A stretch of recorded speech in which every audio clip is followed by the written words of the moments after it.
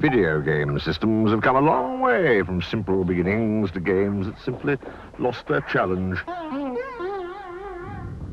Then the advanced intelligence of CBS Colecovision materialized. It's got better graphic definition, just like arcade games.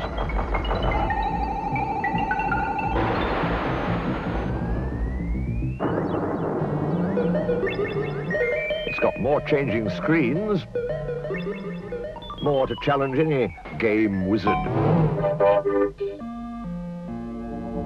You can add on modules to expand the system into an 80K computer, and more.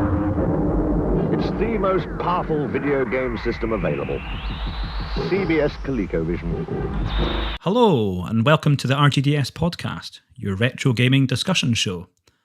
It's Almac here, and joining me today is the king of retro himself, Gordon King, aka Kingy. How's things, mate? I'm done. Yeah, see, I fucked up already. Perfect. Yeah. Good intro. Good start. Yeah. Carry on. How are things, mate? Not too bad, actually, mate. Yeah, not doing much retro-wise because I've been on holiday, been on foreign shores and that, so I've just had some downtime away from everything that just consumes your time, you know, whether it be work, whether it be your hobbies, just forget it all. I even took, obviously, you go on holiday or you go on a plane, you take your retro gear with you, you know, whether it be your Amberneck or the play date. I played none. I read books. Really? Wow. Nothing, not even on the plane. There was enough movies on the plane, so I just watched shite on the plane or tried to get some sleep. Impossible. And then, to be honest, no, it was just too much beer on offer on holiday. It was just beer book, sleep on the sun lounger. I just and do excursions, and you know, I just wanted. That's cool. I was just burnt out for work that I just wanted away from it all, and I took it. So quite right. Nothing else to report home. Deserve it. Yeah, thank you very much. So nothing really to report home apart from the usual. You know, you're back to it. You're writing for Crash, or we're preparing for episodes, and thinking about the meet-up later on in the year, stuff like that. For sure. So it's just that kind of thing, just getting back into the... And so sunburn, is that all sort of faded now? The tan's fallen off, is it? Listen, when I go on holiday, because I'm so pasty-skinned, right, that my skin knocks satellites in the International Space Station out the sky. It's like this laser beam that just bounces off me. Yeah, I'm so pale I don't sunburn. That's how bad I am. That was intense because I was near the equator, so it's pretty intense. So, no, I mean, it's factor 99 for me, you know what I mean? Total block. Total block. I'm not a tanning person, but no, I do like just relaxing, swimming in the pool, and you know, swimming in the ocean, and that kind of thing that you do. I mean, some people find that tediously boring. They'd rather go to cities and go to museums, and that's fine. But I'm too much a freaking Philistine to enjoy any of that. I just want to. I guess it depends what you've been doing as well, right? Like, say you've had a busy time with work and stuff, so just getting some downtime, just chilling out, is probably what you needed. Yeah, absolutely. So what about yourself? That's good. Just been really busy at work as well myself. Got some new responsibilities at work recently, so that's been a couple more teams to take on, so a bit of stress goes with that, I guess, too. So and on the back of that, that's another couple of trips already booked now for heading back over to the States. So very good. Need to catch up with some of the teams that I've taken on now over there. So I was there last month, and I'll be there again in June and then October. So that's those booked already. Awesome. So you got any things bought already, or plan to buy things to collect? Not this time. Not this time. Not this time. Your wife says enough is enough, Alistair. Yeah, pretty much. I mean, the last time, we'd been planning this episode for a little while, right? So for the viewers that will have seen, this episode's all about the wonderful Colecovision or Colecovision, or however you pronounce it. So yeah, I did a little bit of research before I went out to Austin. Managed to get my colleague to buy me a few things off eBay. I managed to get the steering wheel that goes with the game Turbo, which was pretty cool. Woo, it was nice. And then when I was over there, I managed to pick up quite a few ColecoVision games. And I did, oddly, in some retro shop, on the corner of a shelf, I found what looked like... Didn't have my glasses on, actually, so that was a bit embarrassing. I was like, hey, what's squinting at the back? What's that up there? And the guy was like, "Oh, I'm not sure. I think it's the Colecovision thing." Oh yeah, it was the rollerball controller. Awesome. Which I don't think I'd ever seen. And I asked him how much it was. He made the fatal mistake saying, "I'm not sure. It's been here a while." This bargain. Let's go haggling. 50 pence for it, mate. So I said to him, "So how much you want?" He says, "Well, it's listed here for 89, but I'm sure I can do a deal." Perfect. So do you know if it works? Oh, I couldn't tell you. All right, okay. So it might not work then. I start putting little doubts into his mind, you know. Yeah. So he was like, "Oh, I can probably give 20% off." Anyway, we ended up at I think we ended up at $45. So okay, not too bad. Not too good. bad. Worth a punt, and it does work. So that's good. Well, more on that in terms of what games it's compatible with, as we're discussing the games on the episode anyway. So it's just getting back into the swing. It's like we've had a little early summer vacation in Easter, haven't we? And cool. We're back on it now. And well, fair enough. Here's another podcast with us, and we're enjoying some cool games again. Yeah, for sure. So this is the Colecovision, and it's the arcade conversions we're going to talk about. So let's maybe make a start on the episode then. Let's go.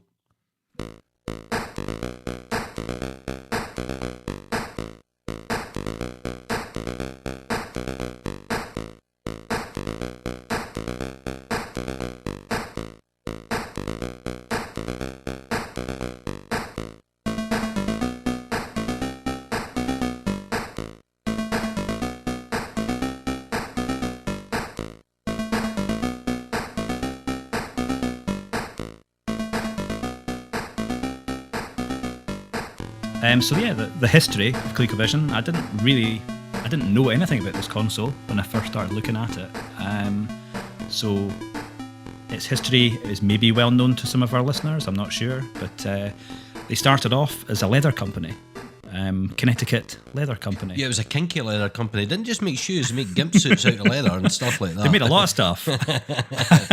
I saw they made water pools. I never saw the gimp suits, but water pools and skidoos and toys. Exactly. Yeah. So their name comes from taking the first two letters from Connecticut Leather and Company for the Coleco. Or Coleco. We never decided. You I don't know how to pronounce it. Yeah. I bet it's Colecovision or Coleco, right? Or something like that. But probably, we've just always on the UK shores called it Coleco. I don't know anyone that doesn't call it Coleco on these shores. Prove me wrong. Probably. Watch all the comments after this. Coming now, the comments, yes. You two Neanderthals, what are you talking about? Oh man! So they changed their company from doing leather goods and maybe gimp suits, we'll see, into video games, and they did a Pong clone, which they released I think the year after Pong, so 1973 I think that was. That was called the Telstar. They added a couple of extra games to it as well, so they'd modified the chips, and it also played hockey and handball. So it was. I think history will show it was one of the world's first dedicated consoles. So also around 1981, Coleco, they reached out to this really small Japanese company, which we might have heard of, Nintendo. What did they make? So just one or two things. So they managed to go on to secure the rights for what they bundled in with their console, which was the Donkey Kong cartridge. That was a big coup for them. Massive to get a bundled in thing like that. I mean, a huge licensed game like that included in, for sure, on an unknown system. To be honest, I mean, the trouble with your kind of binatone like Grandstand or your Pong like variants that so many companies did. It was so easy to just not have a recognizable brand name. So when you're then moving on to your next system and you're securing deals like that, you're hoping that you have some form of brand recognition. I mean, Atari at this point is king. Okay, the crash has kind of happened because we're talking 1982 here, aren't we? Yeah. Right. So it's more competing against not the 2600, but the 5200. Yeah, I think it was the 52. Yeah, that's right. Yeah, which was pretty much ill-fated in the Atari side of things, you know. And yeah, definitely. But even the ColecoVision itself had, you know, a fairly short lifespan, really. I mean, it was, like you say, launched 82, discontinued in 85. So yeah. had a really short life, which is probably why I never even heard of it back in the day. Well, that's an interesting thing, because I was thinking about that, because obviously I've very much been aware of the system for many years, but I don't know when it first came under my radar. That's the point, right? Now, I spoke to my good mate Rab, who, being 5 years older, and he is much an early years aficionado of video gaming more than any other era. He still plays games to this day and he owns everything, but that was his most passionate time. So he was a huge Atari fan. He's now got a collection of every UK released cartridge for his Atari. In fact, I think he's expanded to everything now. The boy's insane. He's got them all. Yeah. So I asked him about, does he have any recollections about the system back in the day? And he remembers it in John Menzies in the town along, when obviously anybody went to these newsagents, inverted commas, back in the day, we had a display of all the computers running games in demo mode. You know, normally it would be the Spectrums, the Commodores, the Amstrads, whatnot. But he recalls the ColecoVision running. No, what did he say it was running? Let me check my text. Just 2 seconds, because I'm going to actually check that. He did say it was running a very specific game. It's probably Donkey Kong. Possibly. Oh, it was the Smurfs game. He said it was running the Smurfs on demo mode in a town called Kirkcaldy, which is just, you know, next town along from me. So he certainly, I trust his knowledge, because he has he's got a degree from St Andrews in history anyway, so he's quite a historian by nature anyway, and he loves speaking about the early period of video gaming with a passion. So it was like, wow, so we did see it in these shows. I don't recall at all seeing anything like that. I was too focused on the computers. I wasn't interested in any form of consoles at that point. I mean, obviously, my first foray into gaming was with the Atari, but the time I was of age to ask your parents to get a system at home, the computers had dominated, so the Spectrums and that, so that's what I asked for. So I didn't gravitate towards that kind of thing, but yeah, wow. Well, I think I was similar. I mean, Smurfs was one of the early releases in '82 as well, but when I remember the 2600. I didn't have one back in the day, but friends did, so we'd play that. Okay. And then after that, really, it was the home 8-bits. Yeah. And then when I kind of rejoined consoles again, that was probably the Atari 7800, which came out just after the ColeCode died away.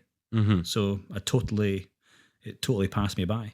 Until I would say, like we were talking about it recently, probably the Mister and all the FPGA stuff that was out and about, and I saw it was within there, and had a little foray into it, you know, a little play on some of the stuff, but yeah, I think saw it, thought, yeah, looks quite good, and then just moved on to something different, you know.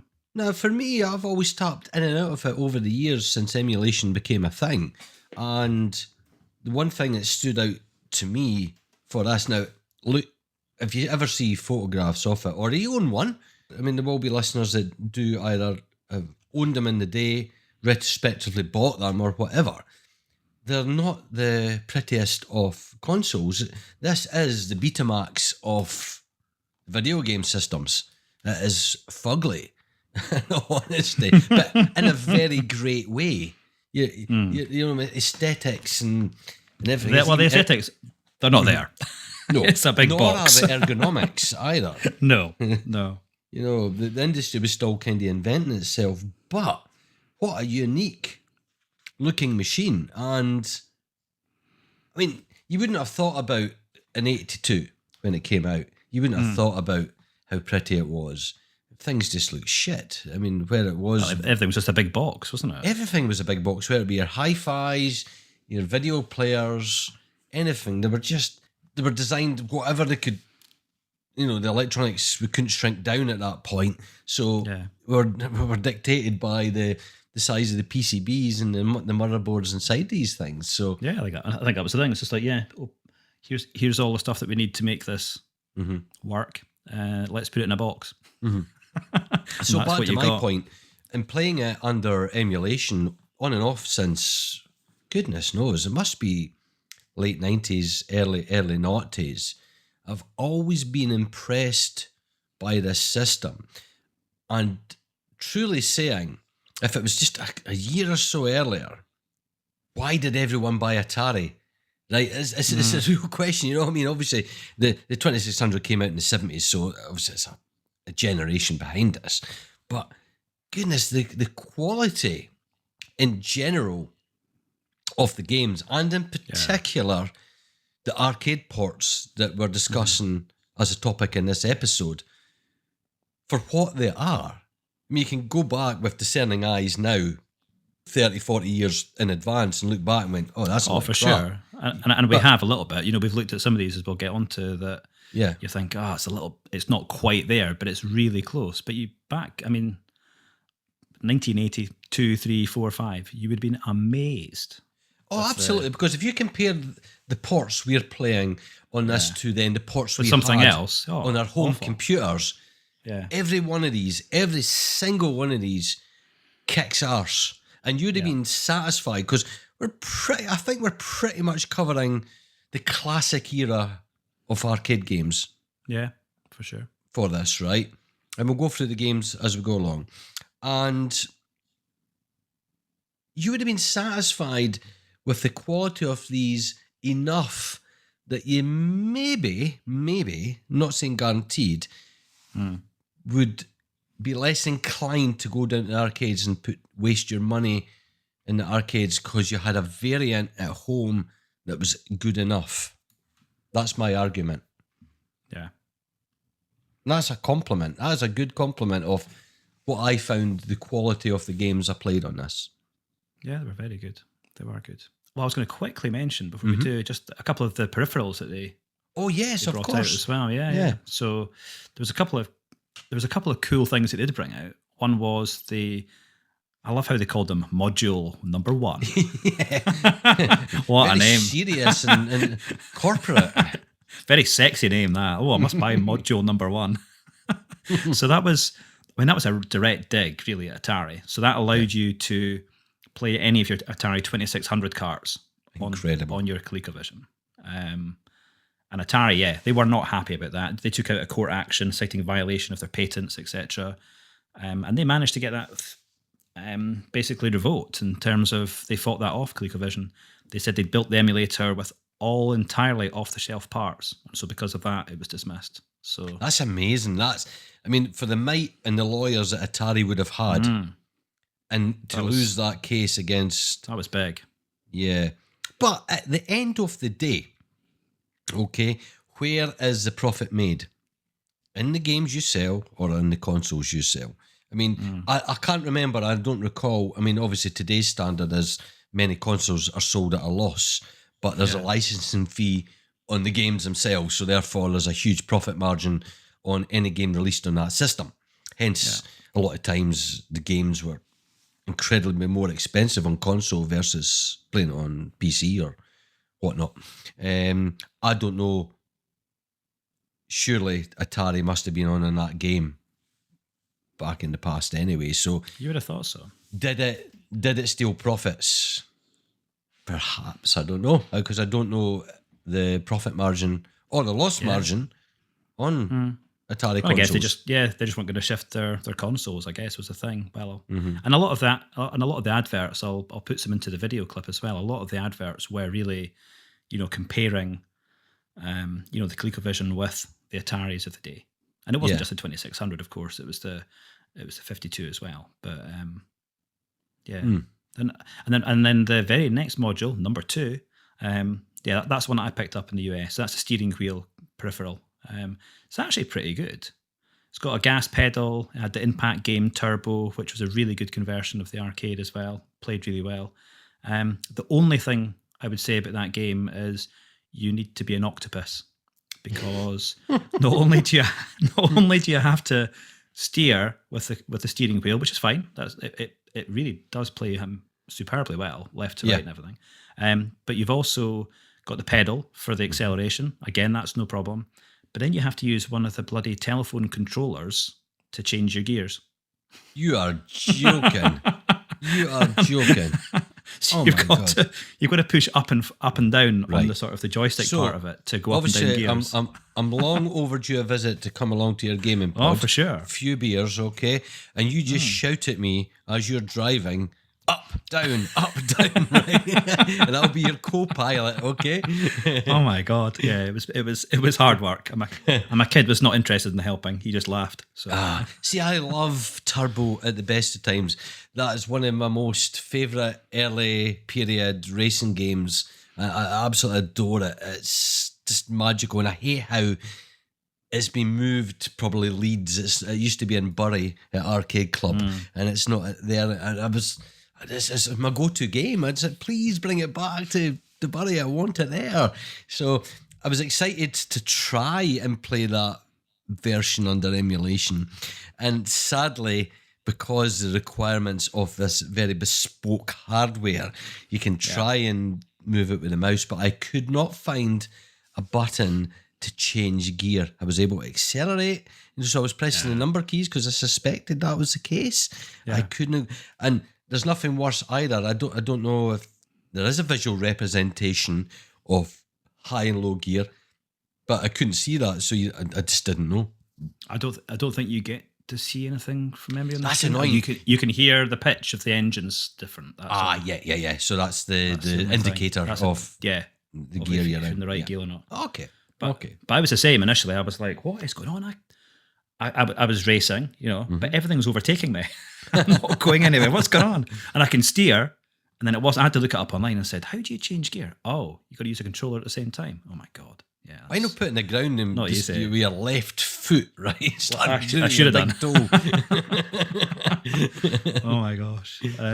Another cool, they did bring out another controller as well. So we can talk about the controller a little bit in terms of it looks like a telephone. It's very like the Intellivisions as well, but it's got the number pad there, 1 to 9, with the star and the hash on it, and it's got the joystick at the top and the two buttons at the side you can pull. But they did bring out a Super Action controller. That came out in September 83. Okay. And it was more like it's almost like almost like a gun in terms of, it looks like a little bit like, I don't know, like a phaser or something you might see in Star Trek, the old school type thing. Yeah, and it's got the red joystick knob on the top. It's got the 1 to 9 on the side. And then it's got like 4 trigger buttons that you can hold as well. So I think it did quite well. They're really expensive to get hold of. I've not seen one in the wild for quite a while, and certainly not for a reasonable amount of money either. If one came at the right price, will you get one? Oh, probably. You're a mug. I'm a mug, mug. But what I did do, I was going to say earlier, so there are, everybody mods everything, right? Yeah. So I did find a really useful sort of a GitHub article. It was from a guy called Iota, I think it is. Okay. And another chap as well. So 2 of these things. There's a Pico, which is a Pico clone, and you can get a multi-cart based on this Pico board. So there's a little bit of soldering to do. There's a little bit there. So I'll share the link for that. So that's quite cool to get a little Flashcart for your Colecovision if you have the hardware.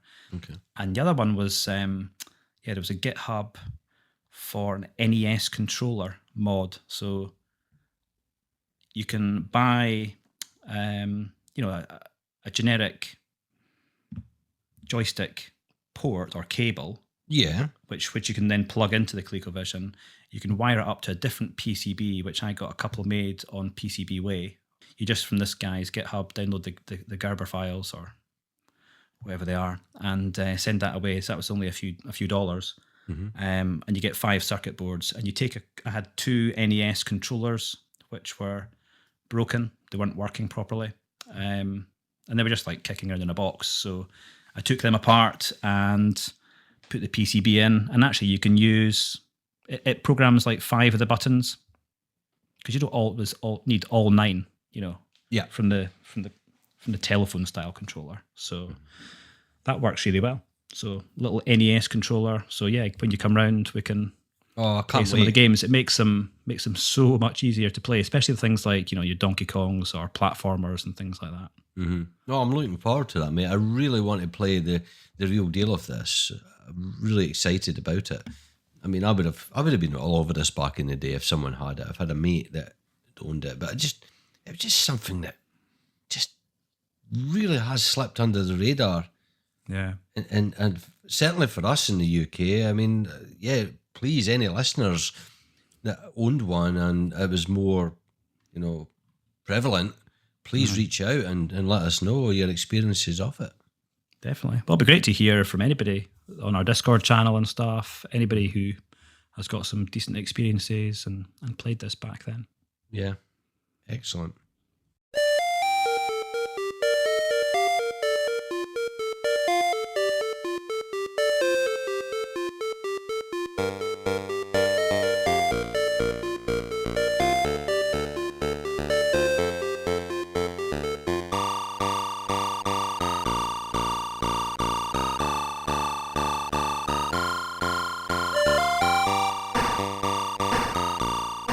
Okay, so first up we have, so I'm sure everybody knows this game, Donkey Kong Jr. The plot revolves around Jr. trying to rescue his dad from Mario.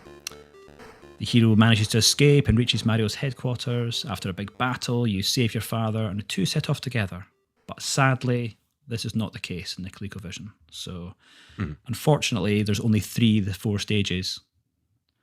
It's missing the last Mario hideout, which is a shame, but I think all the levels are really, on point. You've got your enemies in the snap jaws. You've got the bird-like creatures, I think they're called the nitpickers, dropping eggs on your head. You've got all the vines, the jumps, the springs. Everything's there, from the keychain level where you're having to go up the chains and put the keys into the locks. Even the really nice touches at the top where it releases the parts of the cage that your dad's been trapped in. So just a lot of attention to detail. The dropping fruits, the sound effects, the music. I really had a lot of fun with this, I must say. Absolutely, mate. I find this more accessible than the difficulty level of the arcade version. So for me, I'm getting more out of this. I do prefer Donkey Kong Jr. to Donkey Kong anyway. I think it's a better game. And that may be controversial on many levels. Sorry, Pipes. As a platform fan, I should be all over Donkey Kong, right? But I've never, ever been able to play it with any level of skill. I am utterly shite at it, mate. So it just frustrates me. It's just too many. It's too precise for my liking. I like something a bit more loose. A bit more forgiving. Yeah, a bit more forgiving. And DK Jr. is, in general, that. But this one, even more so. Incredibly playable. It's a very impressive conversion. But it does admit that pure arcade vibe. You feel you've got an arcade game at home playing this. That you'd be back to that point earlier, which I said was, is it enough? Yeah, it's not got all the levels, but is it enough to dissuade you from always going back down to the arcade if you had this? I think, in a way, I think so. Probably yes. You would not complain about this at all. It plays brilliantly. Yes, not quite as fluid as the arcade, but once you get to the grips of its more slightly janky control system, I mean, very slightly. There's other games that are more jankier that we'll cover later, right? It's just that the frame rates aren't as good, and so there's a slight latency and movement and things like that, but nothing that you would have noticed back in the day. This is just us as nitpicking adults in our old grumpy 50-plus-year-old age. This is an absolutely... They've worked with Nintendo after getting permission to to do this and creating a fantastic port of it, and it is brilliant. It's absolutely superbly brilliant. So I think it has to be on this list for a game for people to try on this system. Oh, for sure. It's awesome. Yeah, I mean, I've got Donkey Kong Jr. in my arcade machine, and trying to get to grips with that has been... It's got a similar but weird learning curve to it, a little bit like Donkey Kong, right? Mm-hmm. Once you learn, I think it comes in like almost 2 phases. You learn what you need to do, and then you need to try and do it. And that's always the hard bit.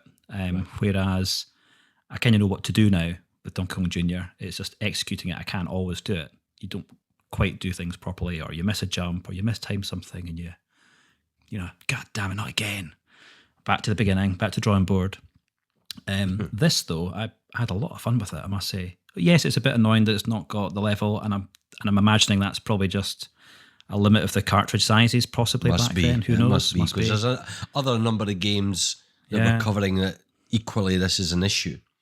But you know, all the assets are there, the graphics are good. Okay, it's a little bit squished, probably just the resolution, right? There's not as much room on the bird level, for example, as there is in the arcade. But yeah, I think if you had this back as a kid, you'd be blown away with it. Oh, absolutely. I think the colours, the graphics, I think this is what blows me more away, is in the short time span, even if you compare it to the Atari 5200 games, the fidelity on the system is incredible. You've got the facial expressions on Junior. He's wearing his nappy. He's not quite toilet trained. I know a few people like that in their adult years are exactly the same, to be honest. So, you know, who's judging? But I think it captures the complete essence of the arcade. Yeah, definitely. That's the whole point of this one. So I think it's a very impressive folks, choice. Please give it a try. Yeah. You'll have fun. So, on to the next game now, mate, yeah? Let's go to the next one, yeah. So, yeah, what we did actually, listeners, was we chose a number of games each. So, Donkey Kong was Al's game first. So, we just alternate. And so, my choice is Mr. Do. Now, that needs no introduction. Obviously, it came out in arcades in 1982. And this was a 1983 release on Colecovision. And you play the lovely Mr. Do, the clown, digging through the tunnels, the dirt, collecting cherries, chased by the red, like dinosaur monsters called the Creeps. A lovely name of them, the Creeps. And the idea is to eat all the cherries to get to the next level, or kill all the enemies, spell extra to find extra diamond, or there's apples on the level. So anybody's played, like, obviously, I mean, why am I explaining this game? It's silly, but everybody's played it. I know it's hard. Played it. You know, I'm just doing all the RGDS kind of freaking thing here.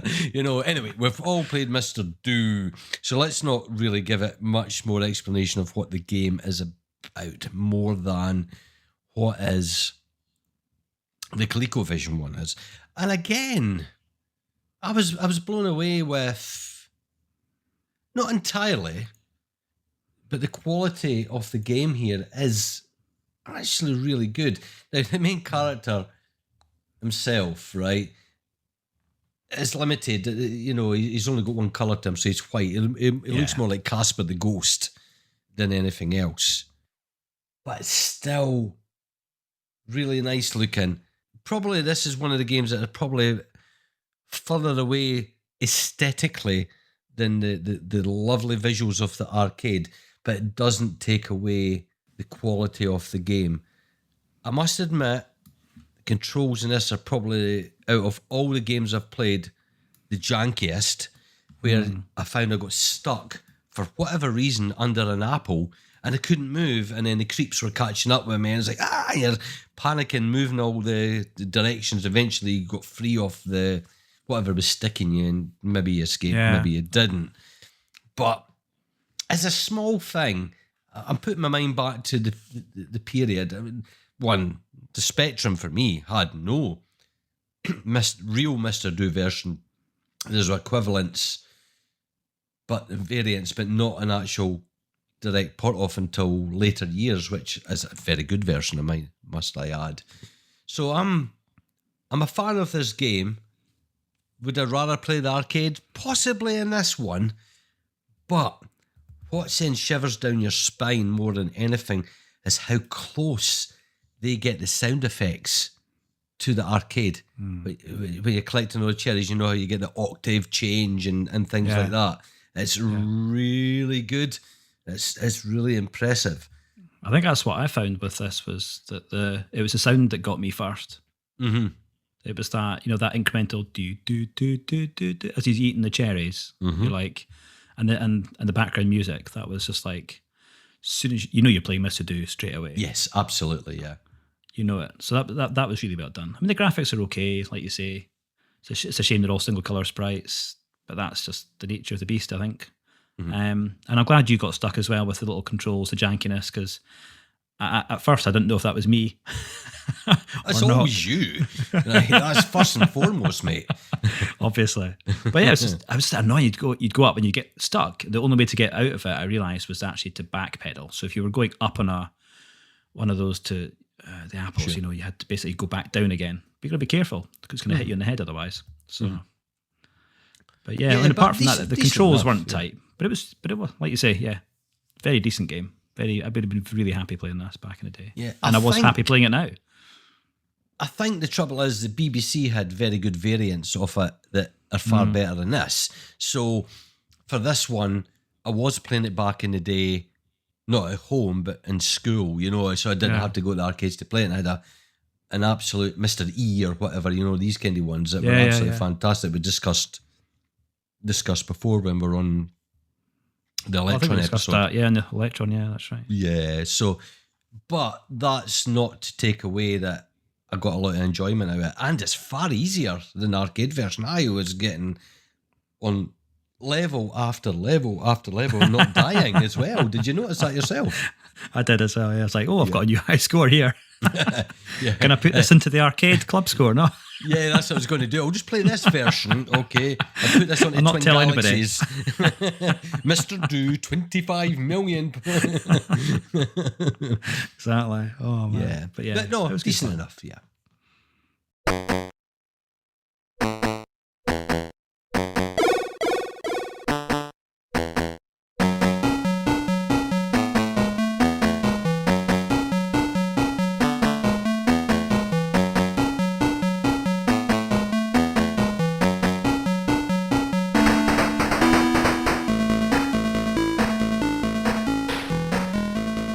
So, next game? Next one, let's go for Gyruss. So, ColecoVision 84, and the arcade was the year before in 83.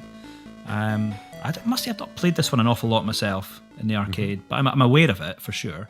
It's a shoot 'em up, really unusual, sort of that tube shooter format. Don't call me a tube. Well, I'm sure I've called you worse. Yeah, and to your face. Anyway, so your ship's restricted to the outside circumference of the edge, and you're shooting inwards towards like a central vanishing point. I was trying to find a way to describe it, but I can't. Perfectly.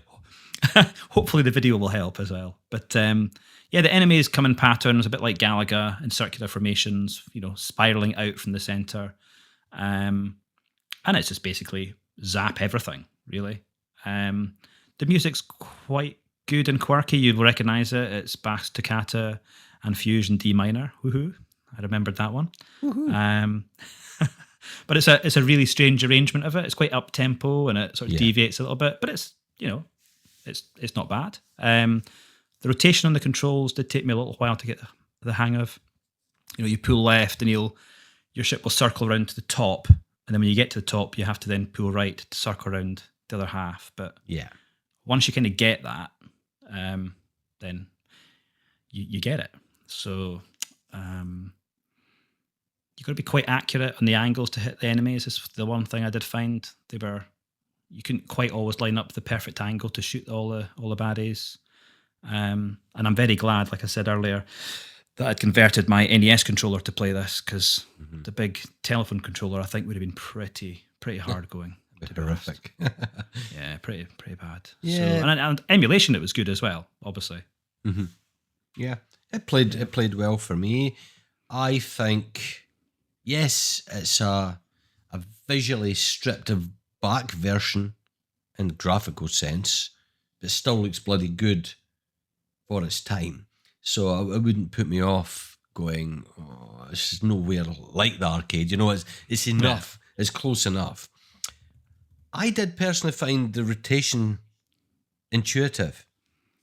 I knew on using, because I was only playing it under emulation, I actually worked better with the analog stick on a 360 controller, actually. You know what I mean?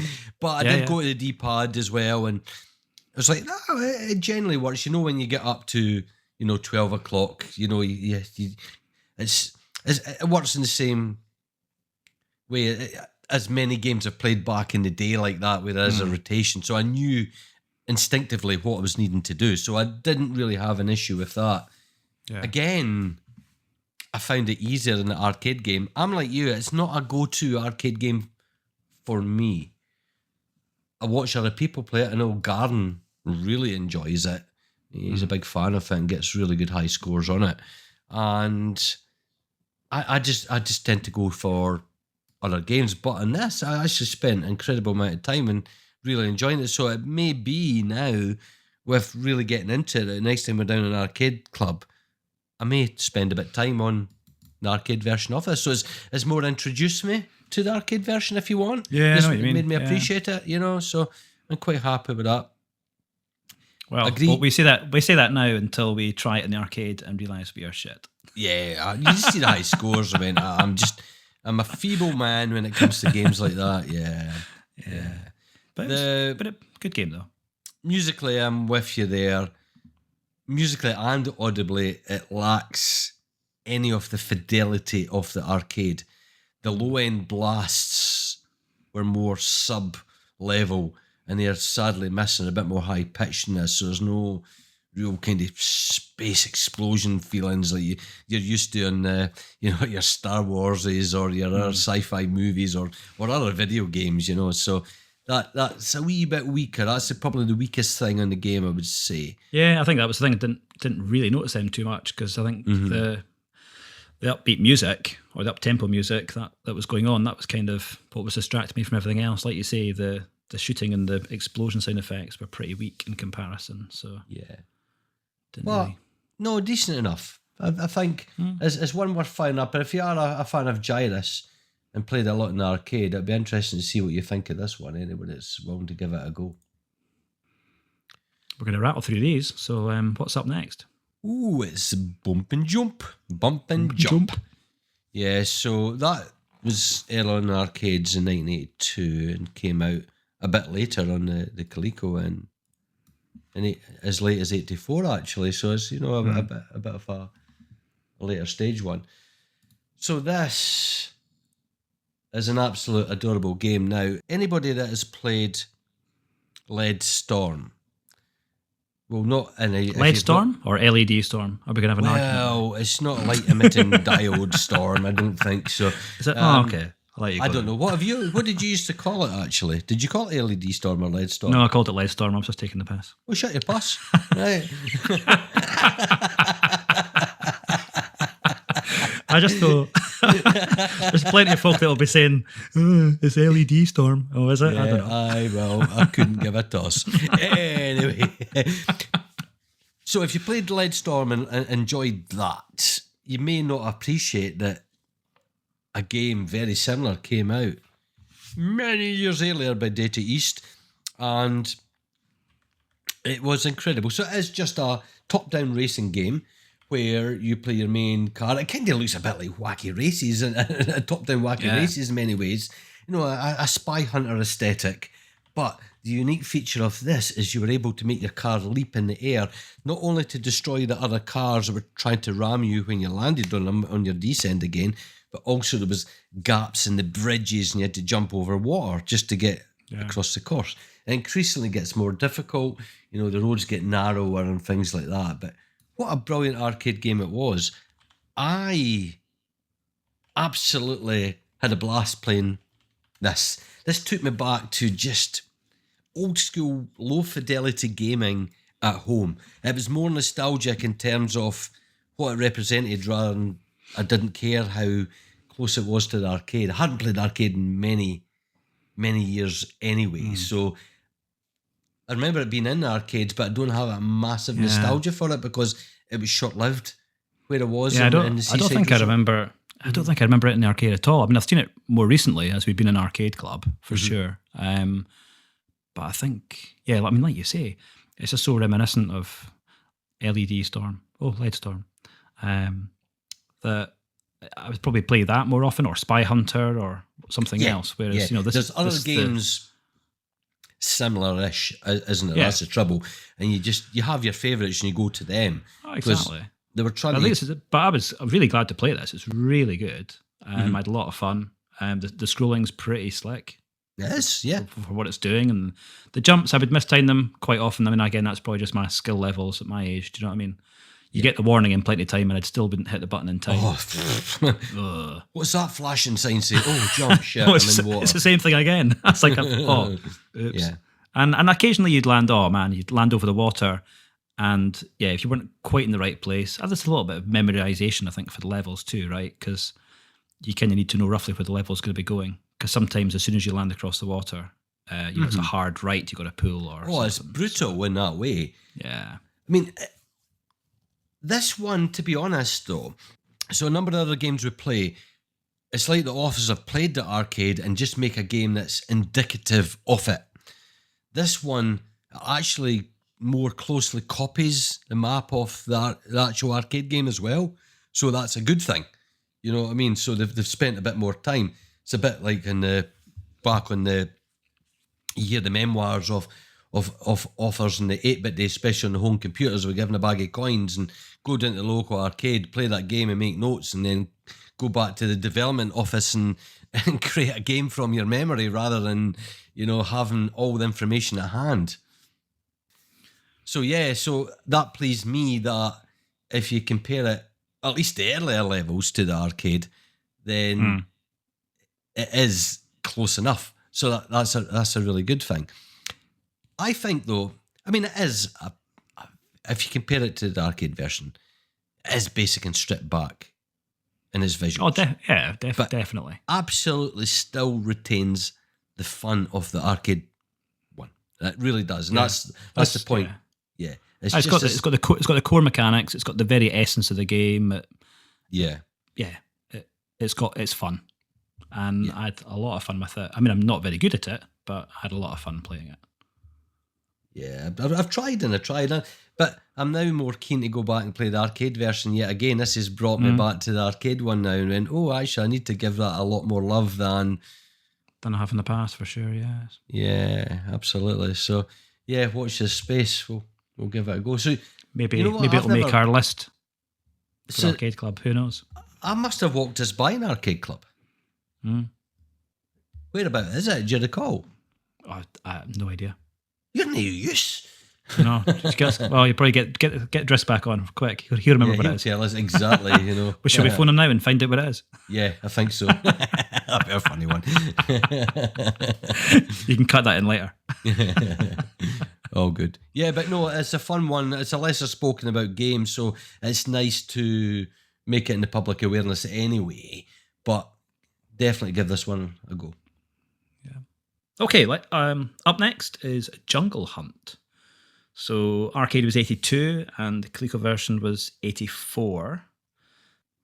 I remember Drisk showing me this one at Arcade Club. I don't know if it was last year or the year before. I remember him saying, come and see this one, Alf. This is a really good game, this one. And I'd never seen it before. Really? Oh, cool. Never. Right. Yeah, it was totally new to me. And I think the thing that stuck out for me really was that it was right to left.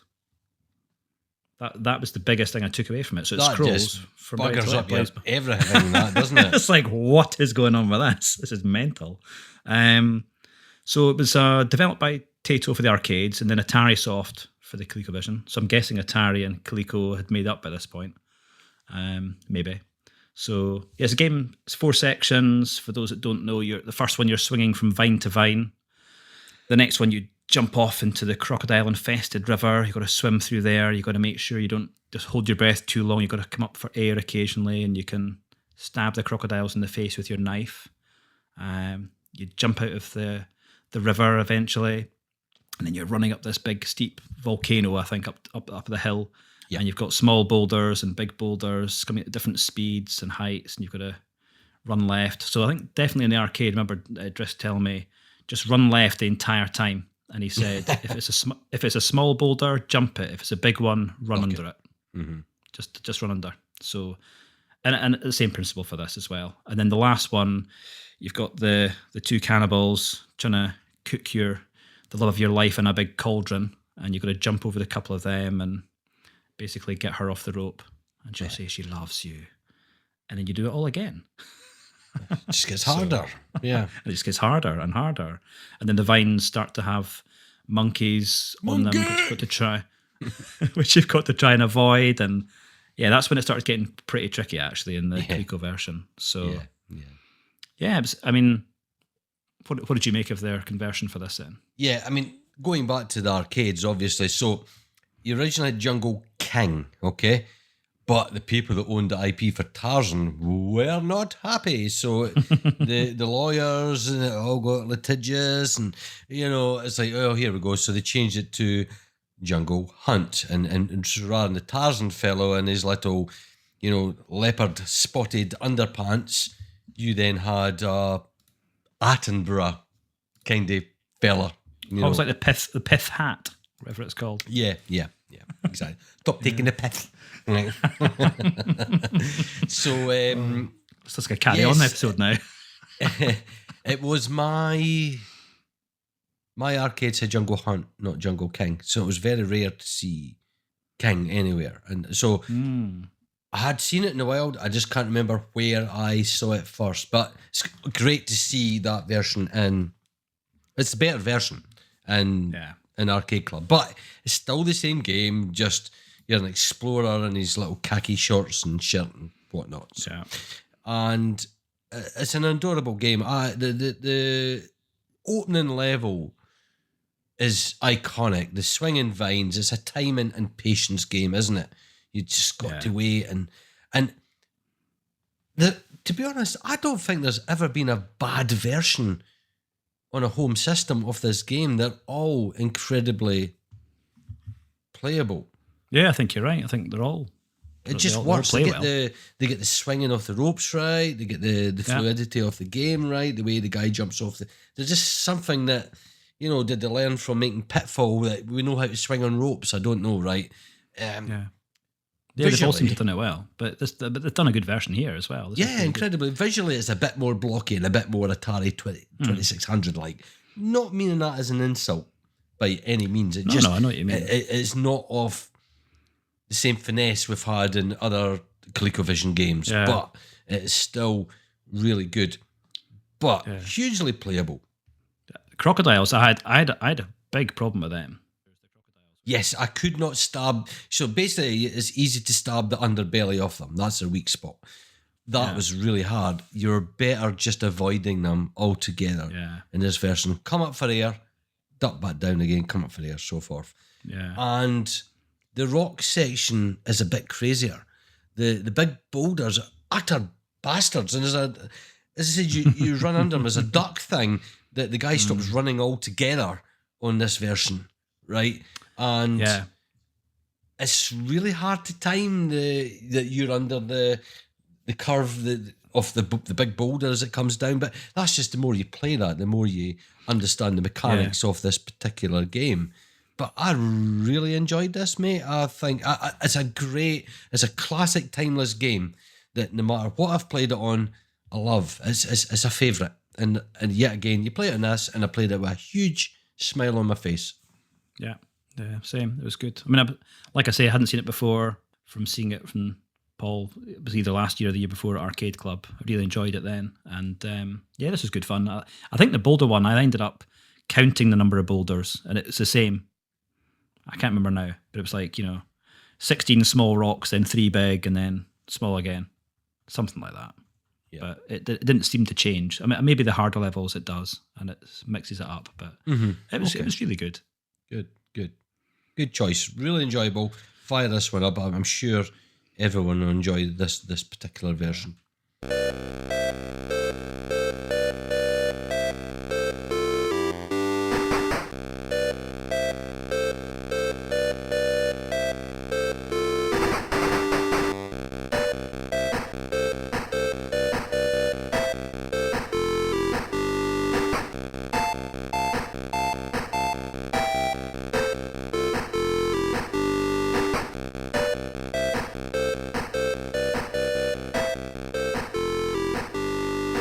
What have we got next? Well, I'm going to give this one back to you again because I know this is a favourite game of yours anyway. This is a keen game.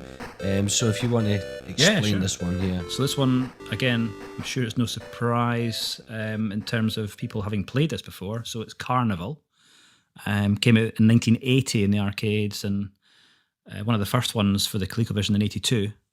I probably don't have to talk about it too much, but yeah, I remember this one from my childhood vividly. We would go up every Easter holiday and every October holiday. We'd always go up to Inverness to a chalet park just near outside Kiltarlity, which is just a little bit outside Inverness. So we go there every year, well, twice a year. Goodness me, lovely the chalet park.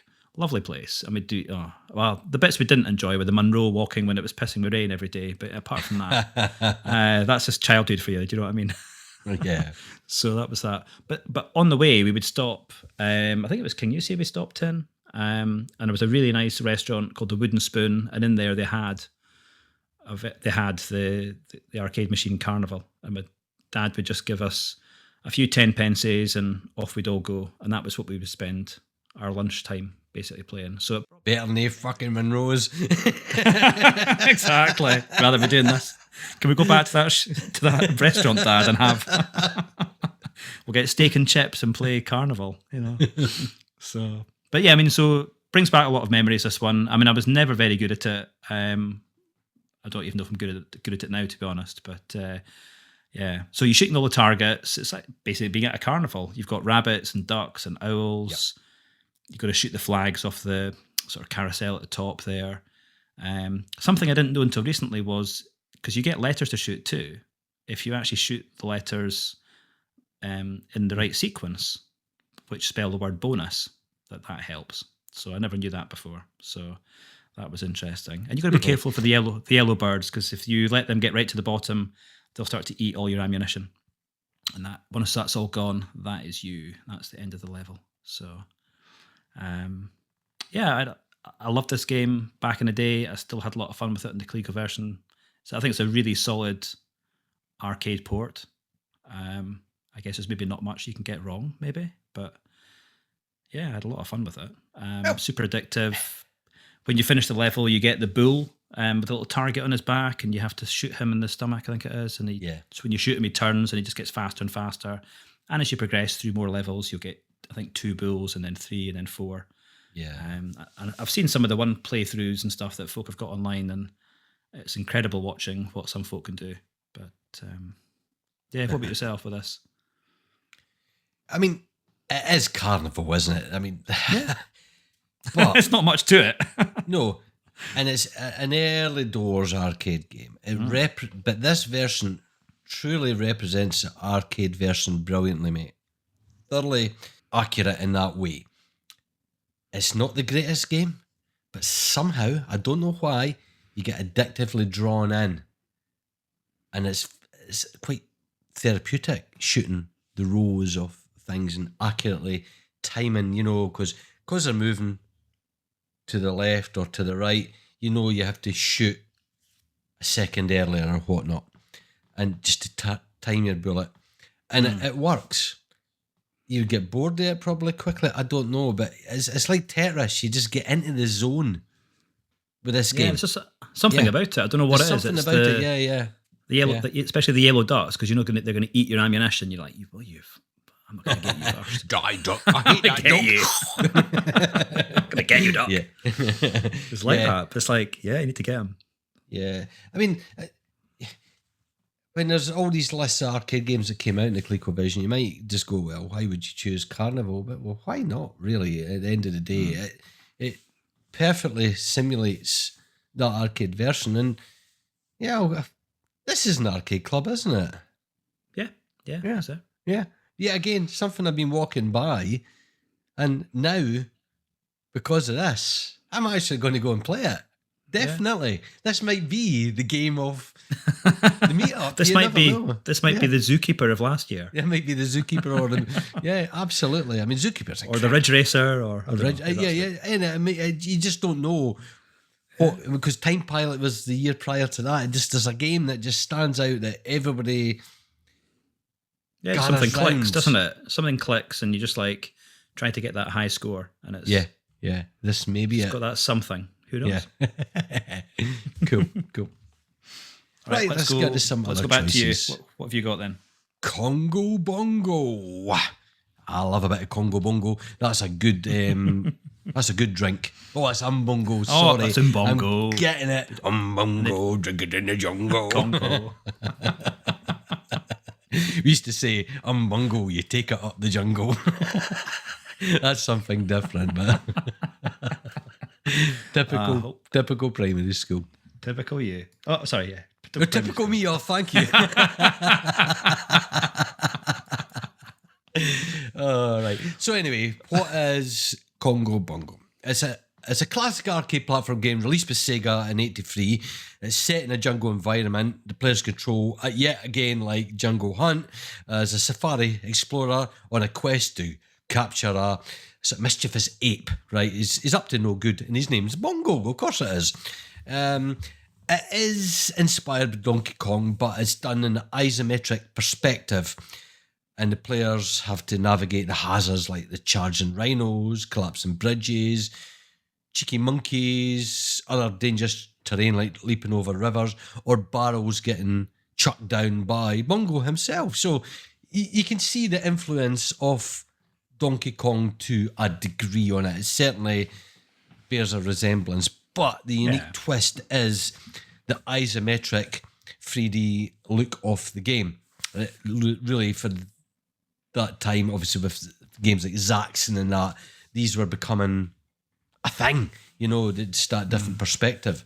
And some people struggle with the whole isometric viewpoint in terms of judgment, especially in platform games, of leaping and landing correctly on the platform at the right time. And I must say, I did find that. Well, sometimes with this, it was weird. Sometimes you'll see from the video footage later, sometimes I could just run right through levels and get pretty far. It was quite simple. And other times I couldn't get over the simplest jump, which I'd done 10 times before. And I'm like, what am I doing different?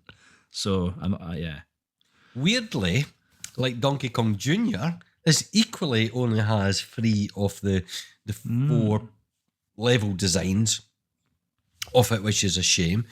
But fair enough. That's right. It's missing because it's missing the snake level, isn't it? The snake level, which isn't the last level. This is it not level 2 or 3 or something? You know what I mean? Yeah. So it's like weird how the choice. Yeah, why did they choose that one? Chose that one, yeah. But despite that, it's an ambitious conversion, considering how gorgeously isometric and really good looking the Sega version is. However, it does play very well. It's cut back, it's stripped back, and also the arcade version was vertically oriented on the monitor as well. So you have to, the considerations of that are taken into the level design, and that have been put into place. But it is really fun to play. Again, I did find it slightly easier in the arcade, and I was able to progress further, because what I was doing in all of these was jumping back to MAME just to play them and get that feel in the comparison, just to go, well, how well did Coleco do with these, and just refresh myself in some of these games. And I think for the limitations and the the gubbins inside the Colecovision, I mean, you're running on a Z80 processor, and this is delivering us this. I think it's pretty impressive, mate. Oh, it was really, like you say, very, very impressive. Not a game I've played an awful lot in the arcade either. I mean, I've seen it, but I've not played it a lot. So it was good to try something a little bit different. And like you, I kicked in MAME as well, and had a go on, well, not just MAME on the PC, but I had the Anbernic as well, I think, running Congo Bongo as well, just to have a comparison with some of the stuff that we've played. So for the video version, we'll put up some side-by-side comparisons or something like that of both of the games, of all the games, because you get to see, how close I think they actually got these for the majority of times, which was really good. Which is a good thing. But I take it overall, you enjoyed this one as a game. For sure. Yeah. I still had fun with it. I mean, it's not, That's to me, better it's not a than Donkey Kong or a... Wow. Just as he says, it's not a Donkey Kong. but you know that's my thing. So, not that I'm very good at it, but I like that. So, it's not... Course. The isometric, the jankiness a little bit I found with some of the gaps and the jumping. But that aside, it was definitely good fun. And will probably make me try the arcade version, to be honest. Yeah. I think so. It's like this year at Arcade Club's going to be a very different beast now. Yeah, we have a few of these hopefully get on the list. Yeah. Well, that's our list. It's some list. Cool. What have we got next then? Who is it now? Is this... I'll let you talk to this one actually, because I know you've got a little bit of a special place in your heart for this game. Absolutely, anyway. And there's a little bit of a story for it anyway here, so over to you. This is Map Patrol anyway, so obviously it's a Moon Patrol version. Obviously, Irem or Irene, come on, Irene. Wrote it in 19... They wrote it like lines. They wrote it. Punishment exercise in the back of class. They wrote it. Exactly. During the lunch hour. During the lunch hour, yeah. So, Moon Patrol released by Irem in 1982. Needs no introduction. Absolutely fantastic. Horizontal scrolling, moon buggy, shoot 'em up, which I adore. Hello, Turnbull, my friend, my nemesis on arch enemy. Game. Yeah, I mean, we played the year before last. We played the hours on this game. It just hours and hours. I just always love Moon Patrol. It's a fantastic game. I think every time you came back from getting another drink or something at the bar or getting some pizza, you come back to Turnbull having just upped your score by a couple of thousand. Yeah. And you'd go and try and do the same again. Just that enough. I was like, here we go again. Yeah, I know. So it's a game that is an RGDS game for sure. That's certain. And no, it's been in my life from the beginning. I was impressed with it way back when I first played it in my own arcades on release. Just something about it I think is absolutely magical. So this is what I'm trying to say is, and put across here, is a very important game for me. So a bit of history, like you were alluding to there, Al, was Matt Householder. He had programmed this version of Moon Patrol for the Coleco in '84.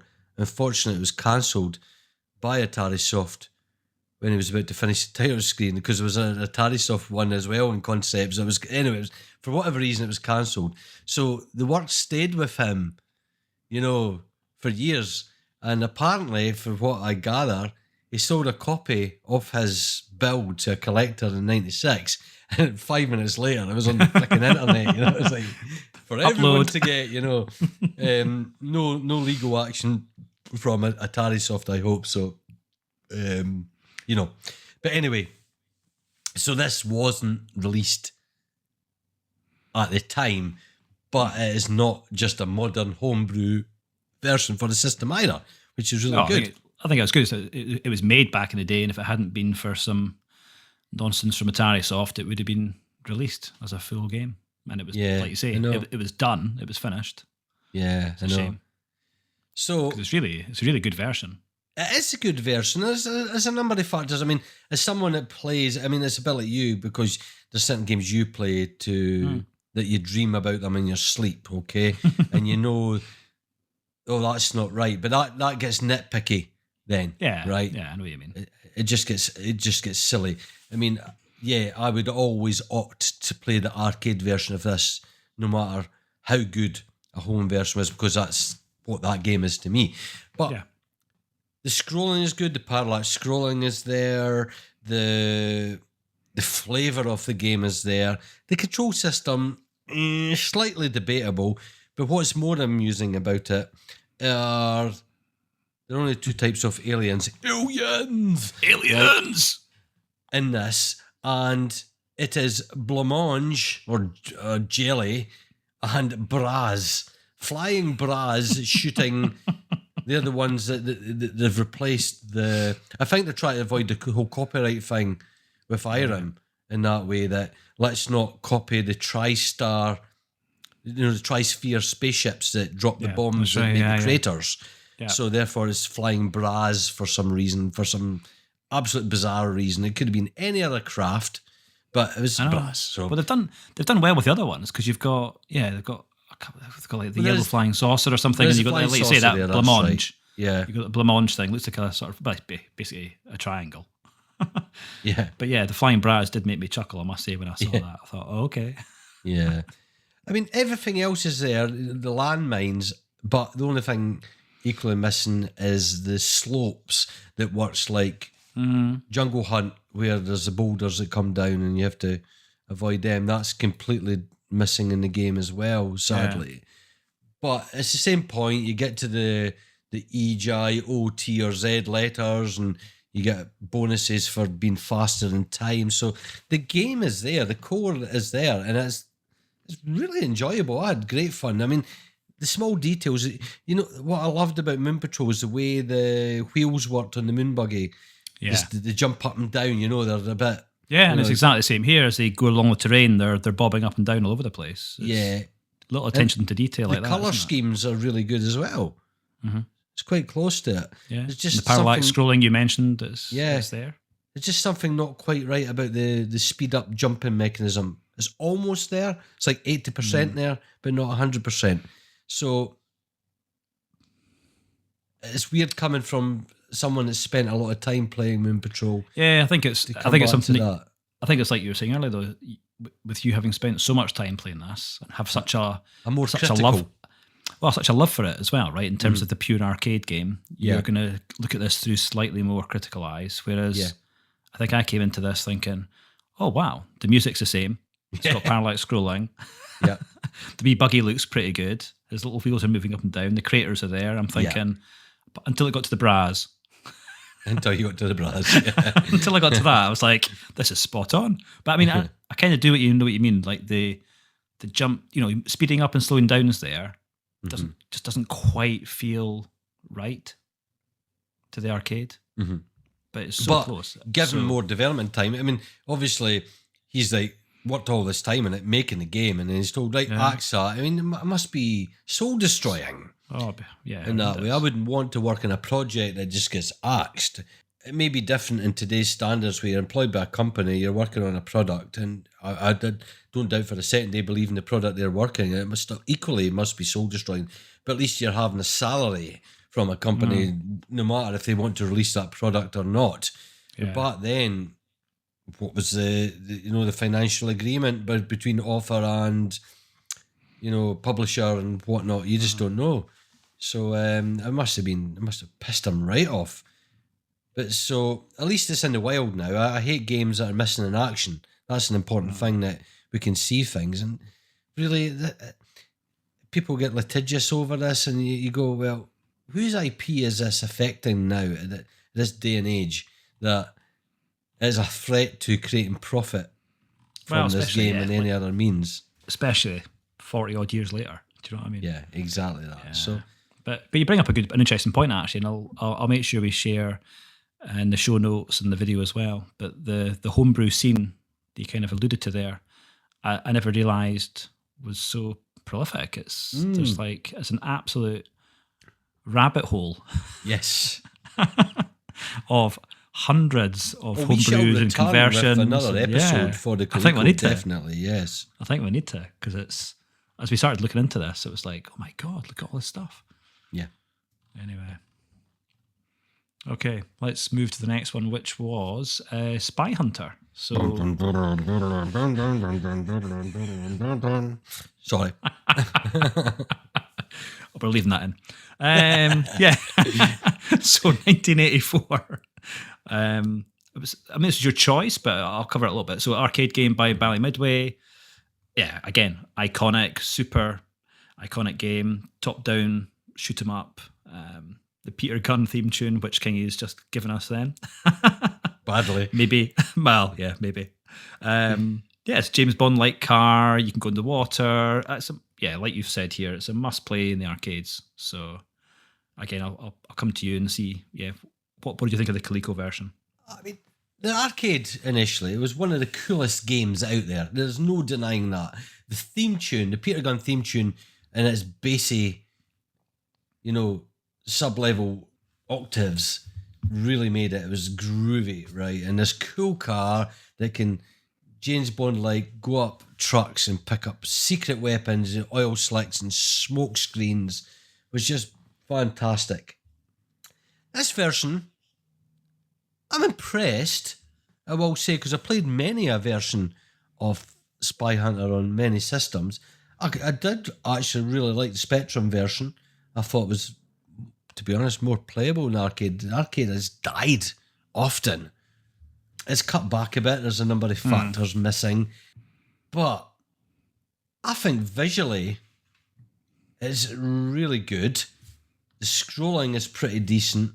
And it captures the spirit of the arcade. Really, really good. That I suppose it depends on what skill level you choose, because this is the thing on the ColecoVision, and we've never really mentioned that too much. On the title screen, the games vary differently in what you actually get to see graphically. So if you went skill level 1, you just get this basic game with not a lot out there to kill you. But you go up, you creep up the numbers, and that definitely happens. So it is worth not just going 1 and thinking, that'll do. Just creep up these and see what the games have to offer. It's not always about well, it is difficulty, but it's the things that are in the arcade that made it difficult from maybe the beginning. Yeah, that's true. Are in later things, so it's certainly go through these ones. The tune was shit. It didn't have that. Clearly there's no bass level to the music on the ColecoVision at all, so that was a bit guff.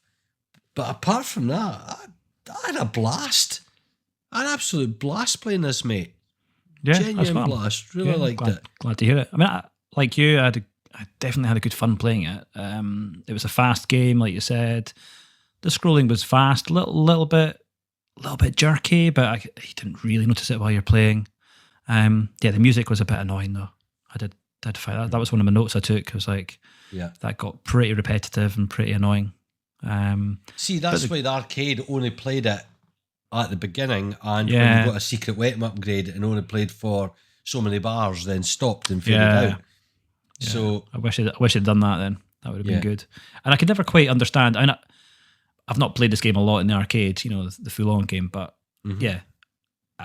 docking in the lorries, I never quite understood why I was doing that. It didn't seem to make much difference for me. And I think possibly you can get a secret weapon on one of them, but maybe or both. Not all of them. I don't know. It's always both. It's always the oil slick or the smoke screen. Definitely always got that in the arcade version. And you had to use your change gear to... Yeah. I mean, the game worked like Turbo in many ways, that you always were shifting the gears on it anyway. Yeah. So that's missing in this game. There's no gearage. It's just you accelerate and you go fast. It was very much a twitch game, especially when there was baddies coming from behind. You would slow down, you speed up, because if they did come with the just puncture your tire, you spin off and crash on the trees on the roadside. So there was a whole element to the arcade that is kind of pretty much missing from this. But going in the lorries, it was the coolest thing in the arcade, only because it resurrected the tune. True. Yeah, I guess so. Yeah, that's a fair point. The helicopter makes an appearance in this as well, though. So that was... Yeah, you have to be good enough to get that far, though. Well, that's true. I must have chosen an easy level. Or did you? Maybe you chose 2 and it only appears, and that's the point I'm making. That it depends on what skill level you choose. Well, I definitely chose one that I did see it, so I don't know if that's a good thing or bad. Yeah, but no, graphically it's more akin to the Spectrum version, would you believe?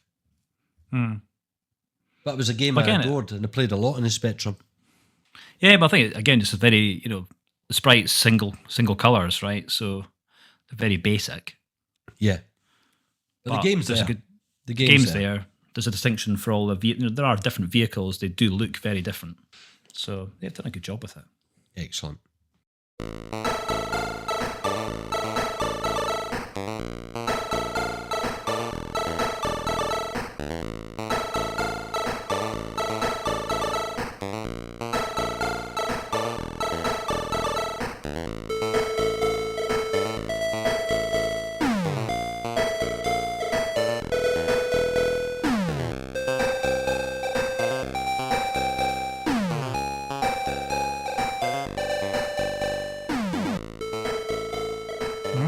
Let's move on. What is next? We're going to go to Stern in 1982, well, obviously the arcade version, and it is Frenzy. So, like Berserk, Frenzy is a top-down multi-direction shooter, but unlike Berserk, where all the walls would electrocute you if you touched them, the walls are made of dots in this one, so you can shoot bits of them to then shoot the robots that are all in the maze. So think like a top-down Doom in a very early iteration, if you want. One of your favourite games. Joking. It's only because I don't like first-person games. I know. You know, it's just, you're right. I don't like Doom. And this works well, this one. This works really well. I played this a hell of a lot, this particular version, mate. I mean, the arcade game before was, synthetic speech is really good. Not as good as Berserk. Berserk has more phrases said and that, but really they are extremely close to each other. But we're on about Frenzy here. Again, I think it looked very Spectrum-like, in all honesty, in terms of its graphical choices and the way the scrolling works when you come off the screen. But once you got the hang of shooting at the angles you needed to shoot at, which is, 8 direction, isn't it? Yeah, 8 directions, that's right, yeah. Then it was really good. So, I mean, people that like Robotron or games like that, you'll thoroughly enjoy this. I think this is a really great version, especially when even Otto, the bouncy happy face starts coming towards you, when you stay on the screen for too long. I never knew, because I don't know if it's different in Berserk, but Otto I thought you had to run away from, but you can kill him. So I noticed that in this one, that if you shoot him, I think 3 or 4 times, he does. Well, you don't kill him per se, but he sort of disappears and starts back at the start. Comes back again. That's right. Yeah. Yeah. So it's good, but this is definitely, like you say, with all the walls that are shootable, and you got the bouncing walls where you can try and bounce the bullets. They're well the cool. Yeah. That's good, and then you can, as you shoot through the dots of the walls and create little gaps for yourself to get them. But yeah, I think I noticed. I think I must have pressed one of the higher skill settings when I played the game one time. I could not believe how many enemies there were. I was like, I was dead within about half a second every time.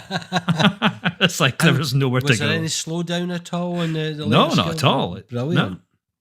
That's good. I mean, I don't know how many enemies there were, but it was like the whole had nowhere to go. Yeah, that's awesome. So it was so from that aspect, I handled it well. But like you say, I mean, it's very basic. It is a basic arena shooter. That's all it is. But there's something, I love it. I mean, I used to play, going back to even the Spectrum days, Halls of the Things and games like that. I just loved the top-down games, arena things or whatever, where you see everything there is to see at one time. You have to decide how you're going to tackle that level. And I adore it. I absolutely adore it. It's brilliant. That's really good. Like you say, that just a shame there was no speech in it. That would have been amazing.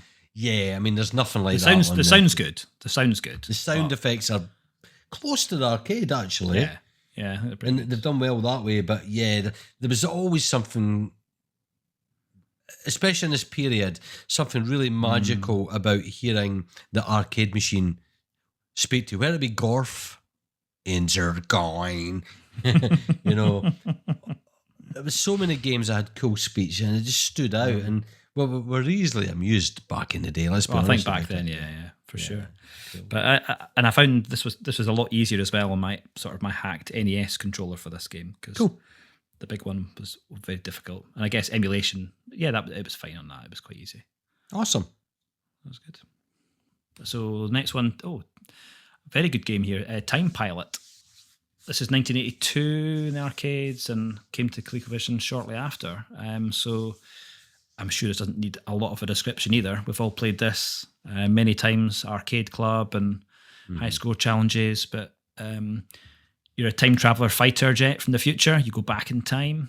You're going back through different eras, 1910, 1940, 1970, 85.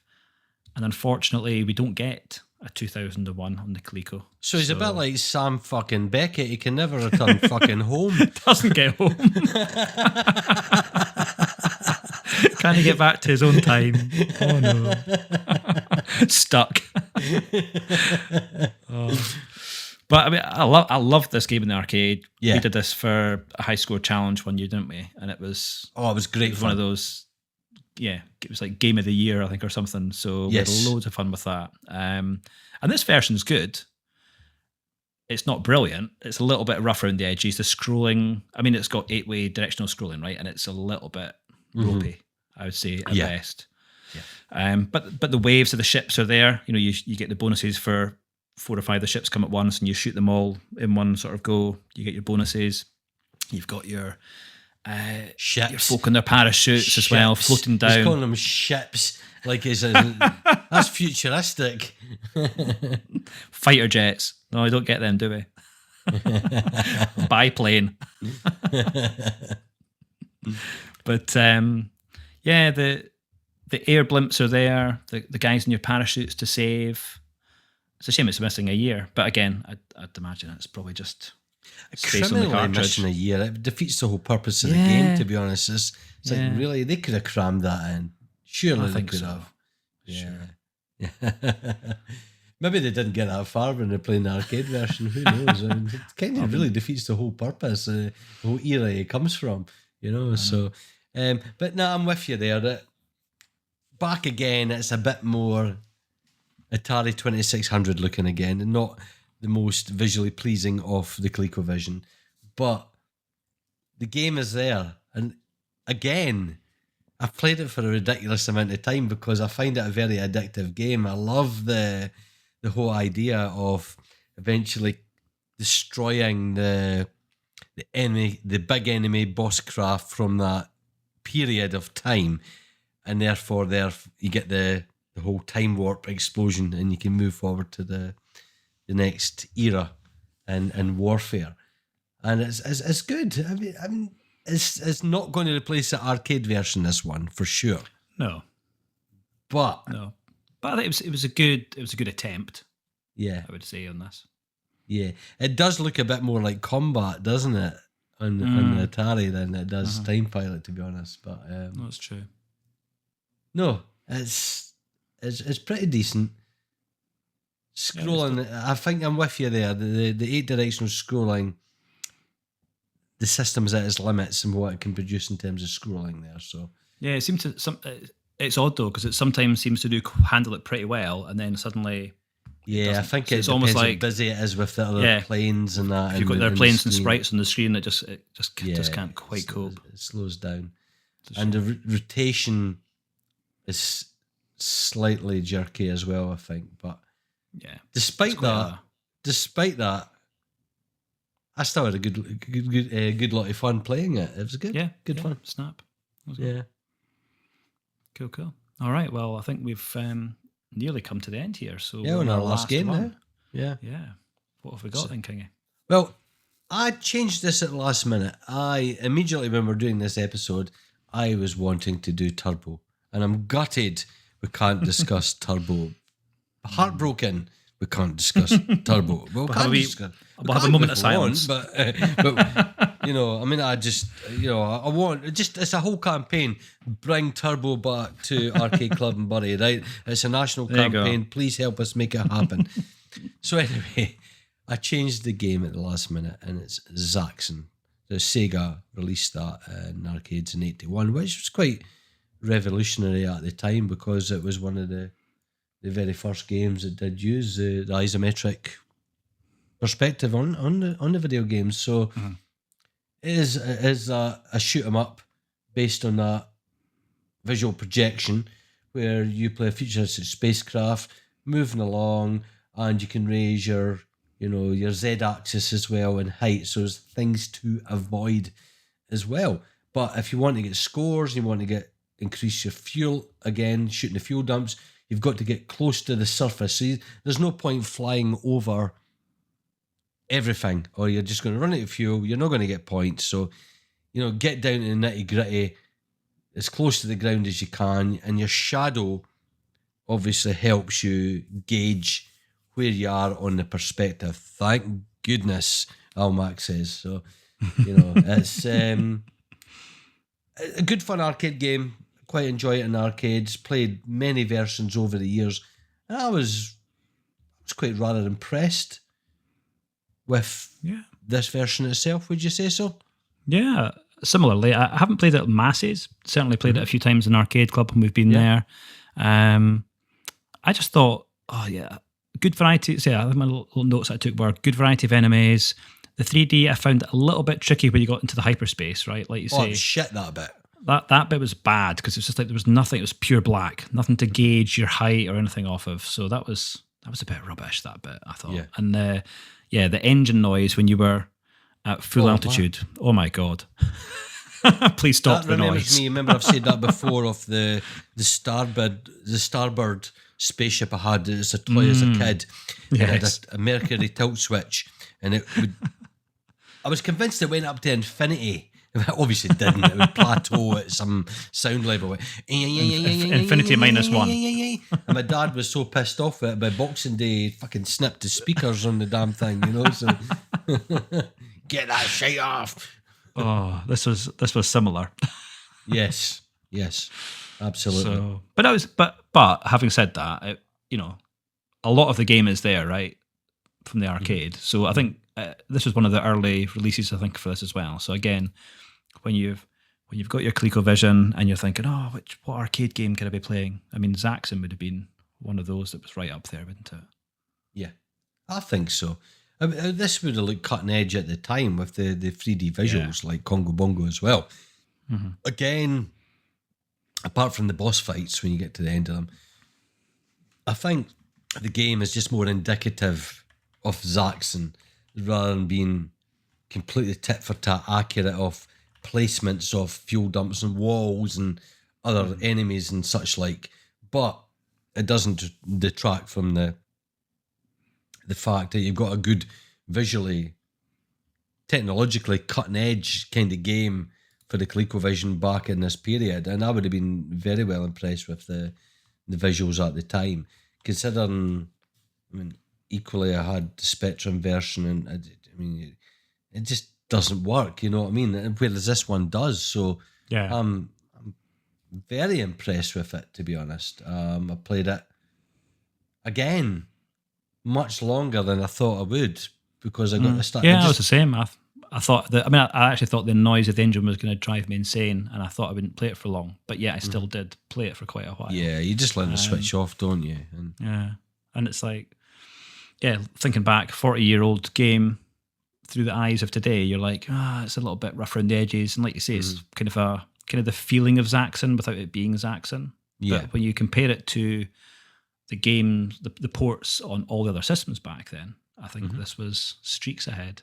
Yeah, I agree. Absolutely, I agree. So that was a good choice. Yeah, so there we go. So we've rattled through a dozen games there, folks, and I hope it gives a flavour for just one part of the ColecoVision. There's original games, there's the homebrew ones that you had mentioned there earlier. Now we've got to return to the system, but I think it was a good choice, albeit to discuss maybe many games at their core that we've covered in RGDS previously for arcade versions or whatnot. Yeah. But it was important to convey how good the ColecoVision was at giving a home experience of these games closer than many other systems at the time. Yeah, definitely. So, you got any other So afterthoughts, other comments on the system prior to? Yeah, well, I think like you say, the catalogue. I mean, it's not absolutely colossal, but there's so many more arcade games that we could have chosen as well. So I think we've tried to stick to a few that are known, that people will appreciate, and when you actually get to try and play some of them, you'll think, that did a really good job converting that. Okay, might be a missing level here or there, but ultimately the essence of the game, that feeling or the vibe of it is there. And there's loads of other ones that we can probably come back to, and the homebrew scene as well. And there's a lot more to this than I ever thought, so it's been a good fun episode to do. That's a bonus when you get episodes like that and you cover a system that's lesser known, and you just get a lot of enjoyment out of it. I'm impressed, and I wish I was exposed to this back in the day. Again, it's all about affordability, what your parents could afford, what you wanted, and there's no regrets having the systems we had anyway. Oh no, not at all. Even the ones that I've had. Even the ones that you had.